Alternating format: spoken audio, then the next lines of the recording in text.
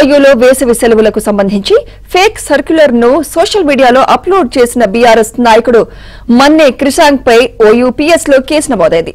తాము జారీ చేసిన సర్క్యులర్ కు బదులు ఫేక్ సర్క్యులర్ ను తయారు చేసి సోషల్ మీడియాలో పెట్టి వర్సిటీ ప్రతిష్టకు భంగం కలిగించేలా న్యూస్ ను స్ప్రెడ్ చేశారని ఓయూ అధికారులు ఫిర్యాదు చేశారు. దీంతో ఓయూ పోలీసులు కేసు నమోదు చేశారు.